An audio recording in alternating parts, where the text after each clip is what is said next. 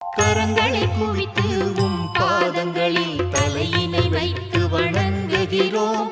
எங்கள் வேண்டுதலை கேட்டருள்வி சாயிநாதரே. பக்தியுடனோ இல்லாமலோ உமது இடம் நாடி வந்துள்ளோம். எமக்கு உமது அருளை தந்தருள்வீரே சத்குருநாதா. என்றும் உமது திருப்பாதங்களை சேவிக்க வேண்டும் அப்பா.